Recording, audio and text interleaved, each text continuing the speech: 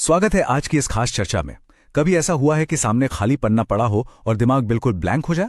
बस इसी दिलचस्प उलझन को आज हम समझेंगे मशहूर लेखक पद्मलाल पुन्नालाल बख्शी जी के एक बेहद शानदार निबंध क्या लिखूं के जरिए। ये खाली पन्ना ना एक अजीब सी बेचैनी का प्रतीक है। मतलब जब अंदर से कोई प्रेरणा ना आ रही हो और अचानक सिर्फ किसी की मांग पर कुछ लिखना पड़ जाए तो अच्छों का दिमाग सुन्न हो जाता है। बख्शी जी भी बिल्कुल इसी कश्मकश में फंसे थे, जहां उन्हें अपनी मर्जी से नहीं बल्कि किसी और के कहने पर लिखना था। तो चलिए सबसे पहले उस कमाल के लेखक को जान लेते हैं जिनकी इस दुविधा की हम बात कर रहे हैं। ये हैं पद्मलाल पुन्नालाल बख्शी जी।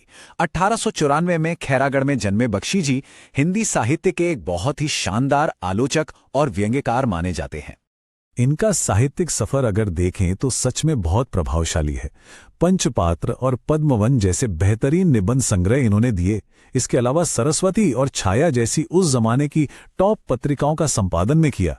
इनकी सबसे खास बात यह थी कि ये भारतीय और पश्चिमी साहित्य के सिद्धांतों को इतने गजब तरीके से मिलाते थे कि समाज की सच्चाई और दार्शनिक गहराई दोनों एक साथ छलक उठती थीं। अब आते हैं असल मुद्दे पर। हुआ ये कि बख्शी जी एक बहुत ही अजीब सी दुविधा में फंस गए। उन्हें अपने विद्यार्थियों के लिए एक आदर्श निबंध लिखना था, और वो भी दो बिल्कुल अलग अलग टॉपिक्स पर। पहला, दूर के ढूल सुहावने होते हैं, और दूसरा, समाज सुधार। जरा सोचिए, बिना किसी फीलिंग या पहले की प्लानिंग के इन एकदम अलग और घिसे पिटे विषयों पर कोई 5 पन्ने कैसे भर सकता है? इस परेशानी को मशहूर अंग्रेजी निबंधकार A.G. गार्डिनर का एक विचार और भी बढ़ा देता है। गार्डिनर का मानना था कि असली लिखावट तो दिल के किसी गहरे जज्बात से निकलती है। उनके हिसाब से विषय तो बस एक खूंटी है जिस पर आप अपने भावों की हैट टांगते हैं। असली चीज तो हैट है ना। लेकिन बख्शी जी की समस्या ये थी कि उनके पास टांगने के लिए अभी कोई भाव था ही नहीं, बस किसी ने 2 खूंटियां थमा दी थीं। निबंध के नियम बनाम स्वतंत्र शैली का आकर्षण। चलिए देखते हैं कि इस दिमागी संघर्ष में बख्शी जी आगे क्या रास्ता निकालते हैं। जब कुछ सूझ नहीं रहा था तो बख्शी जी ने सोचा कि क्यों ना निबंध लिखने के नियम ही खंगाल लिए जाएं। अब यहाँ 2 बिल्कुल अलग विचारधाराएं सामने आती हैं।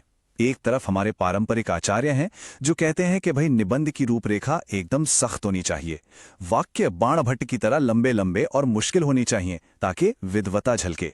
वहीं दूसरी तरफ मॉन्टेन जैसे विचारक हैं जो मानते हैं कि निबंध तो मन की एक आजाद उड़ान है, इसमें कोई नियम कानून नहीं, बस लेखक के दिल की सच्ची खुशी और अनुभव होना चाहिए।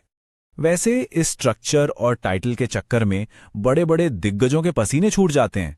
बख्शी जी यहाँ एक बहुत ही मजेदार वाकया बताते हैं। महान शेक्सपियर तक को अपने नाटकों का नाम रखने में इतनी कोफ्त होती थी कि एक बार हार मानकर उन्होंने अपने एक नाटक का नाम ही रख दिया एज यू लाइक इट, यानी जैसी तुम्हारी मर्जी। मतलब जब शेक्सपियर जैसे महान लेखक नियमों के इस ढांचे से परेशान हो सकते हैं तो बख्शी जी का चढ़ना तो बिल्कुल लाजमी था। अमीर खुसरो की अद्भुत तरकीब। इतिहास का ये एक छोटा सा किस्सा यहां बहुत काम आने वाला है। शायद आपने ये पंक्तियां पहले सुनी हो। खीर पकाई जतन से, चरखा दिया चला, आया कुत्ता खा गया, तू बैठी ढोल बजा। एक बार अमीर खुसरो कुएं पर गए। वहां 4 औरतों ने उनसे अचानक अलग अलग चीजों पर कविता सुनाने की जिद कर दी। एक को खीर पर सुनना था, दूसरे को चरखे पर, तीसरे को कुत्ते पर और चौथे को ढोल पर। अब खुसरो तो खुसरो थे, उन्होंने अपनी गजब की हाजिर जवाबी से इन चारों बिल्कुल बेमेल चीजों को इसी एक कविता में फिट कर दिया। बस खुसरो का यही स्टाइल बख्शी जी के काम आ गया। उन्होंने तय किया कि वो भी अपने इन दोनों सिरदर्द वाले विषयों, दूर के ढोल और समाज सुधार को एक ही निबंध में बड़ी चतुराई से जोड़ देंगे। वो आजाद और स्वतंत्र शैली अपनाते हुए दोनों विषयों को एक साथ पिरोने का एक शानदार मास्टर प्लान बना लेते हैं। दूर के ढोल का दर्शन। आइए अब सीधे निबंध के उस दार्शनिक हिस्से में चलते हैं जो इस नई शैली से निकलकर आया। अब इस दूर के ढोल वाले रूपक को थोड़ा गहराई से समझते हैं। देखिए, अगर आप ढोल के बिल्कुल बगल में बैठे हों तो उसकी आवाज कान फाड़ देती है, बहुत चुभती है। लेकिन वही ढोल जब दूर कहीं बज रहा हो तो उसकी कर्कशता हवा में ही खो जाती है। तब हमें सिर्फ उसका मीठा संगीत सुनाई देता है और मन में किसी शादी या उत्सव के खूबसूरत ख्याल आने लगते हैं। अब देखिए बख्शी जी ने इसे इंसानी मनोविज्ञान से कैसे जोड़ा है। जो युवा पीढ़ी है उनके लिए उनका आने वाला भविष्य एक दूर का ढोल है। उन्हें लगता है कि आगे सब कुछ बहुत शानदार होगा, इसलिए वो बदलाव चाहते हैं, क्रांति चाहते हैं। और दूसरी तरफ है हमारे बुजुर्ग। उनके लिए वो बीता हुआ वक्त, उनका अतीत दूर का ढोल बन चुका है। वो उससे पुरानी यादों की मिठास में जीना चाहते हैं। दोनों ही अपनी अपनी कल्पनाओं में मग्न हैं। तो इसका नतीजा क्या निकलता है?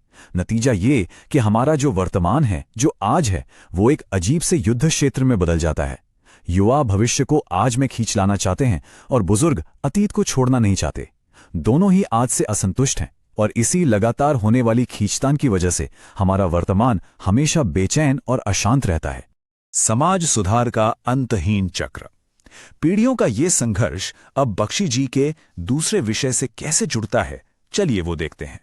क्योंकि वर्तमान हमेशा इस तरह की उथल-पुथल से भरा रहता है, इसलिए समाज में लगातार सुधार की जरूरत महसूस होती ही रहती है। ये मानव समाज की एक ऐसी श्रृंखला है जो कभी टूटती नहीं। अगर हम पूरा इतिहास उठा के देख लें तो ऐसा कोई दौर नहीं मिलेगा जब लोगों को ये ना लगा हो कि भाई इस समाज को बदलने और सुधारने की सख्त जरूरत है। इसीलिए भारत का इतिहास महान सुधारकों की एक लंबी कतार से भरा पड़ा है। भगवान बुद्ध और महावीर स्वामी से लेकर नागार्जुन, शंकराचार्य, कबीर, गुरु नानक और फिर आगे चलकर राजा राम मोहन राय से महात्मा गांधी तक, ये एक अंतहीन सिलसिला है। हर युग में कोई ना कोई नया दोष आ ही जाता है और फिर उसे ठीक करने के लिए एक नया सुधारक खड़ा हो जाता है। और यहीं पर इस निबंध की सबसे गहरी सच्चाई सामने आती है। जो चीज आज हमें एक बहुत बड़ा क्रांतिकारी सुधार लग रही है ना, वही चीज आगे चलकर कल के समाज का एक नया दोष बन जाएगी। और फिर उस नए दोष को मिटाने के लिए कल एक और नए सुधार की जरूरत पड़ेगी। मतलब सुधार और दोष का यह चक्र कभी रुकने वाला नहीं है। बख्शीश जी इस विचार को सिर्फ समाज तक सीमित नहीं रखते, वो इसे साहित्य और लेखन से भी जोड़ देते हैं। वो कहते हैं कि आज जो साहित्य हमें बहुत नया और प्रगतिशील लग रहा है, आने वाले कल में वो महज अतीत का एक स्मारक बनकर रह जाएगा। समय के साथ हर पुरानी चीज टूटती है और उसकी जगह कुछ नया ले लेता है। तो देखा आपने, अमीर खुसरो की उसी चतुराई का इस्तेमाल करते हुए बख्शी जी ने अपने दिल की बात सुनी और एक स्वतंत्र शैली में दूर के ढोल और समाज सुधार, इन दोनों विषयों को कितने खूबसूरत तरीके से एक ही वैचारिक नृत्य में पिरो दिया। उन्होंने ये साबित कर दिया कि समाज और विचारों का विकास समय की एक निरंतर बहने वाली नदी की तरह है। तो अंत में एक बहुत ही गहरा सवाल हमारे सामने आता है। अगर वर्तमान हमेशा इस जद्दोजहद में फंसा है और अतीत और भविष्य दोनों ही सिर्फ कल्पना के दूर के ढोल हैं, तो क्या समाज या कला में कभी कोई सच्ची पूर्णता हासिल की जा सकती है? या फिर यह पूर्णता बस एक खूबसूरत सा भ्रम है और लगातार बेहतर बनने की यह कोशिश ही असल जिंदगी है? इस विचारोत्तेजक सवाल के साथ हम आज की इस चर्चा को यहीं रोकते हैं। इस अंतहीन चक्र के बारे में जरूर सोचिएगा।